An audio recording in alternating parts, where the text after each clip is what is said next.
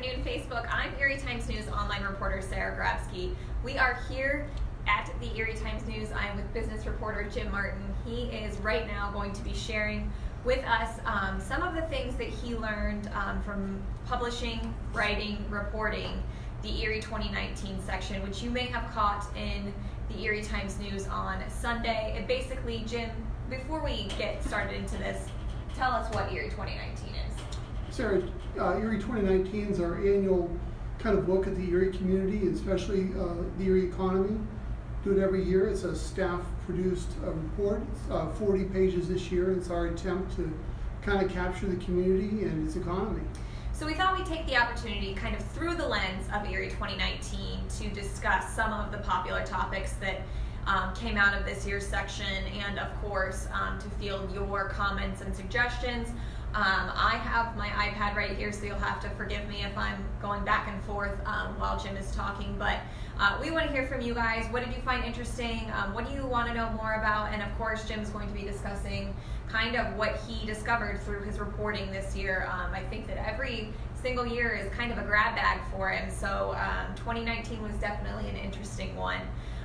One of the most popular stories to come out of the section, I guess topics to come out of the section, that always seems to be a hot button issue is GE transportation. Of course, 2018 was a big year of change for them, and we just reported today that 2019 is shaping up to be the same. So, Jim, tell us what you have seen from GE transportation over the past year. Well, as you said, GE is always a story of great concern, of great interest for us. It's been our largest employer for a long time until just recently.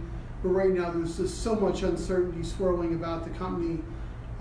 Scheduled as of this coming Monday to become a wholly owned subsidiary of Wabtec, and that creates a whole lot of uncertainty. I think the community as a whole, and certainly the union, has put up a happy public face on what they see going into this. Until recently, at least, they've been saying a lot of positive things. Again, until recently, they're expecting. They've made a lot of hopeful statements about where things are going, what they were hoping from the new ownership. If you'll read today's paper, you'll see some of that may be dissolving a little bit. There's some dashed hopes, some expectations not being met. The two sides don't seem to be coming too quickly to an agreement. The largest of the unions represents about 1,600 people at GE Transportation here in Erie, has not yet come to an agreement with Wabtec, and there seems to be quite a bit of ground to make up right now between the two parties. So we'll see where that goes. This is not new. You have gone through years and years of bargaining with the union, with GE, correct, Jim? Right, and it feels very familiar in that sense.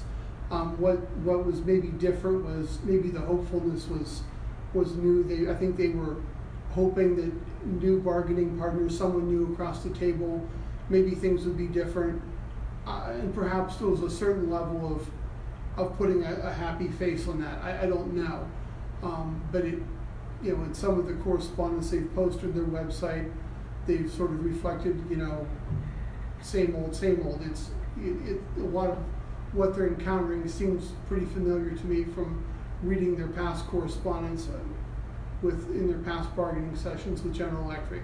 It's a new partner across the table, but some of the concerns seem pretty familiar. Now, one of the stories that so obviously we will watch that story going into 2019 here in the next week for sure, because it's going to be made official, right, Jim? Right, and we will have a story Sunday that's going to kind of look a little bit more on the marriage between GE Transportation and Wabtec, and reflect a bit more on the past of the GE Transportation's years as a General Electric property. So look for that. And what I was kind of leading into before is that one of the big takeaways from Erie 2019 was a little bit shocking, I think, for a lot of people, was that GE Transportation is no longer Erie County's top employer, which probably you can't remember a time. No, I don't think anyone remembers a time when it wasn't our largest employer here. I mean, and obviously two things have happened. One is that it's continued to to shrink as they've moved assets to Fort Worth. The other thing is Erie Insurance has become more and more successful, and that's been a real positive for the community as we highlighted in Erie 2019, and that's done a couple of things. That's been great for the company. That's been great for their stockholders, but it's also been great for Erie in a couple of ways. Obviously, anytime you're investing that much money in the community and they're in the midst of building a $135 million building downtown, that's a lot of jobs, that's a lot of taxes they're going to be paying eventually, but it's also enabling them to lead a very major series of investments and enabling them to lead the Erie Downtown Development Corporation. A lot of people have kind of asked, or I guess speculated, now as GE is declining, is Erie Insurance growing as fast as the decline? Or do you know what I mean? Is it tick for tack there, or? Well, I don't, in sheer numbers, in terms of employee numbers, no. Just a few years ago, we had about 5,600 employees at GE Transportation. And I think right now, Erie Insurance is at about 3,600. But I think in terms of community leadership, absolutely. Mm-hmm. Erie Insurance is doing, some really big things on that front. They're taking, a huge role and a huge leadership position there. So it depends on how you're trying to measure right. that. And we have a separate story in this section, or you can find it also on goerie.com, that was solely focused on Erie Insurance and some of the things they're doing for the community, right, Jim? Right, and a lot of people are saying, were it not for the role that they've taken, there are a lot of things that wouldn't be happening. Right. A lot of companies have, a lot of other companies have come forward to put, millions of dollars into the Erie Downtown Development Corporation. But a lot of those same companies have said, if Erie Insurance hadn't gone first, it wouldn't have happened. Right, that's a big deal. All right, so we want to kind of get broader, of course, into Erie 2019. And Jim, you've been covering Erie's economy for as long as I've been here, longer. What is the takeaway from this year's section? What has made this year different than past years? I think for a while now we've been seeing, there's always some negatives taking place. There's always some things that are worrisome, but so many of the seeds that have been kind of planted over the last few years seem to be growing right now. Mm-hmm. And we saw a lot of positives this year. Erie Insurance is not the one with a big construction project going. There's some really major projects underway right now. There's major construction in the Bayfront. Both of our largest hospital systems have really large projects going. And at the same time, we've got the universities are investing, again, in Mercyhurst, both investing in cybersecurity. You've got the Erie Innovation District doing some really interesting things.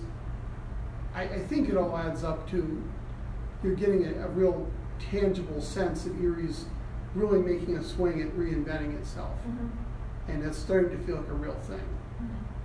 Mm-hmm. In terms of the economy, let's talk about what it means for Jane Doe. What is, how does the Innovation District connect with a regular old, person on the street?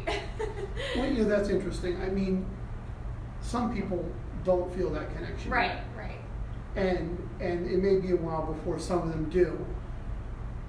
But I think at the moment, some of these, if these efforts are successful, if the efforts of the Erie Downtown Development Corporation are successful, for instance, and they start rebuilding population, and some of the problems of the school system are reversed, if some of the population issues are reversed. Sorry, we just lost our background. We're still here, however. Stick with us. I think some of those, Jane Doe is going to feel some tangible changes, is going to feel some things that she can relate to. Right. Almost like a momentum shift, correct? Right. You've witnessed that. I mean, you've seen ebbs and flows in right. this economy. There's a lot of things going on. So many seeds have been planted, it's starting to feel like some of them are going to grow into something. Absolutely. So what are some of the more of the themes, or what are some more of the I guess I don't want to use themes again, but exactly that. What are some of the themes that you noticed kind of weaving their way through this section? Well, I think it's this idea that there was a comment by one person I interviewed for the section, Laith Wardy, who's in the economic development field, who talked about he doesn't think it's that important. There's a lot of stress in some corners that people think it's important that we all kind of row together, we all work together. I hear that a lot. And Laith said something interesting that so I'm not sure how important that is. I'm not sure how important it is that we all work exactly in lockstep, that one effort dovetails with another. His thought was that if everyone's doing something, if everyone's working to make something happen, that there's going to be positive momentum. And I think I see that more than I see necessarily all these efforts working in as part of some great plan. I think that's hard to make happen. So I see activities in such a variety of places. Like, we have a story about the Innovation Commons at Penn State Behrend, which takes entrepreneurs can go in there with ideas they scribbled on napkins, and this literally happens. People go in there with crazy invention ideas, and they leave with a product they can take to market. And some of them have done this. They take product ideas out of there, and some of them have had ideas produced by local plants, and they're selling them. That's amazing. There's Innovation Collaborative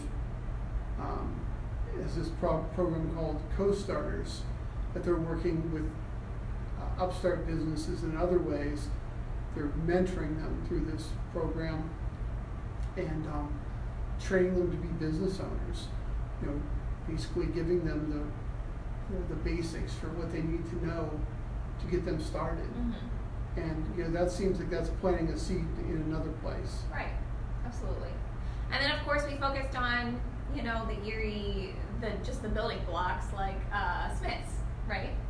Yeah, I mean Smith's is a story a lot of people in Erie know, I suppose, but it's a great foundational piece. It's not the biggest company, but it's a company that's been here for a long time, makes something that people everywhere, everyone in this community knows about, and they're still investing. There's still a rock solid employer that gives Erie, it's a product that people know throughout the broader region.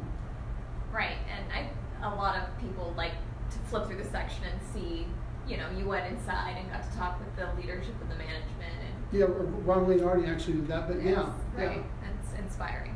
After I had just said that, kind of going along with like planting the seeds, one of the stories that I really enjoyed that I thought was really interesting was looking at some of the new leadership in Erie as well from 2018. Can we kind of recap that story and bring it into 2019 for me? What are we going to see more of, or Sure. I mean, there's a few people we focused on. I'll mention a couple of them. I mean, obviously the Mayor Joe Schemmer's, he's gotten a lot of press, but we focus on him as one of them. We mentioned Derek Martin at the airport. That's another story. You may not connect the dots, but the airport is something that's often criticized in the community, has been kind of on a downhill trend the last few years. If you look at our economic indicators graphic, which is contained inside the section, we chart the usage at the airport, and it kind of reversed a bad trend this year. After usage there has fallen off the last few years, they had 10,000 more people use the airport last year. Oh, that's awesome. So I'm sure that Derek Martin's hoping to kind of continue that trend in the year ahead. Right. John Persinger from EDDC, and you've done so many stories on EDDC. I don't know if they were in this section, but another one of those like silver linings right now in Erie that I think a lot of people are watching. Yeah, the EDDC. If you've read everything recently, but they're looking. They of course spent close to $3 million last fall to buy properties along North Park Row, and they're looking right now at buying some more properties. And I think a lot of people are kind of watching that to see where that goes. That's a big part of what Erie's trying to do right now. He's trying to get this sense of excitement, sort of a sense of rebirth downtown, and create a sense of excitement, a sense that there's a reason to be here. So going back broader, sorry, I kind of went and right. touched on a few of the more specific stories, but and this is kind of what I was asking earlier, but what are some of the changing patterns that you've noticed? Well, the one real pattern, I think, is they're really, and some people, it's very upsetting for some people, is that we really have shifted away from manufacturing, and that's not a judgment that we should be doing that. It's just sort of it's what's been happening. Wasn't that many years ago that we had in the 70s with 34,000 people working manufacturing in Erie County. Today they're at 18,000, and it doesn't seem likely that trend is really going to reverse itself. I guess the good news is we've become more diversified, and that seems like a positive thing when the economy's kind of zigging and zagging. Right. The bad side of that is a lot of the jobs, and we've got a story in the cover of this edition about full employment. That's a good thing. The unemployment rate's really low, and for the most part, someone can go out and get a job tomorrow in a lot of cases. The bad side of that is a lot of those jobs don't pay as well as those lost jobs in manufacturing. So that's a trend that's both good and bad. Anything else that I know that was one of the big ones you wanted to hit on, but anything else that you noticed, hey, this is a little bit different than last year or 2017 for that matter? Well, I mean, I think the remarkable thing about, for me, that really was kind of amazing if you look back, is the degree to which Erie is really trying to invest in itself and just flip a switch and become a high-tech cybersecurity center. Erie invested in becoming a smart city, a place where we do cybersecurity. Who would have thought a year ago that this was going to become a specialty? But we've got 5 companies that moved here through this accelerator program. Some of them are doing pretty well. They've hired people. They've moved into the city.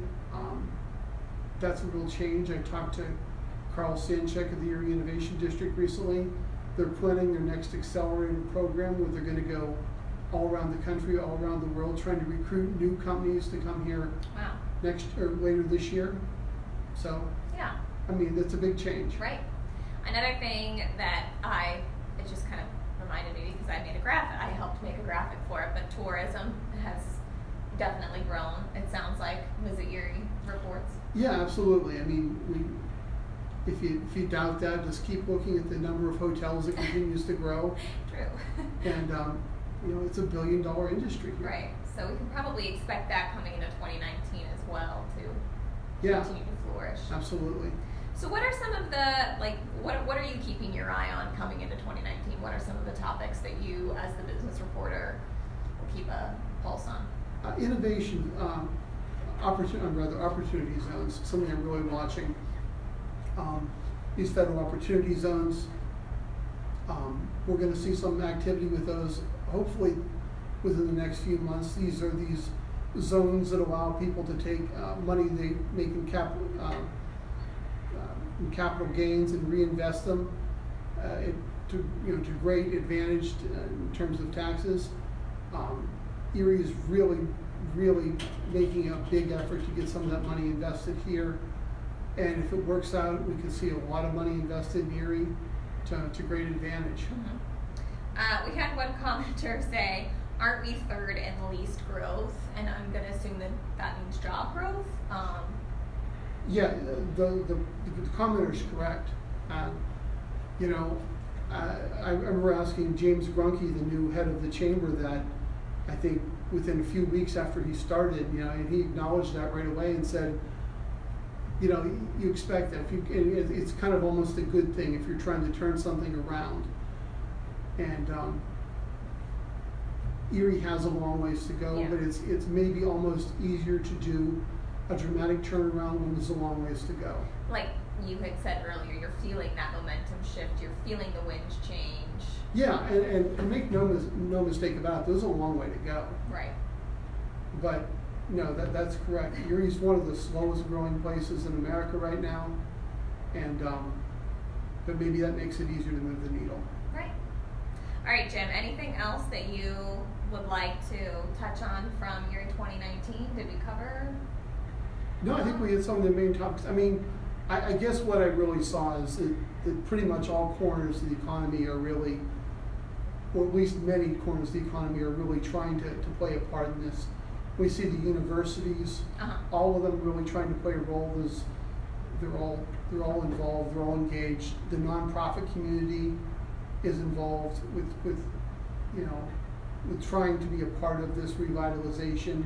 They're not just writing little grants, they're investing in this, they're trying to be a part of this, and I think it's designed to make a difference.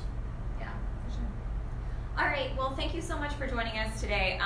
If you did not check out Erie 2019, we've dropped the link to Sunday's special section in the comments of this live chat, so make sure you read the stories done and published by Jim and all of the colleagues here at the Erie Times-News. I know that's always a labor of love. We work hard for months to bring you kind of an update. It's important and it's vital work, and we enjoy doing it. So make sure you check out all of those stories and more, like I said, in the link below in the comment section.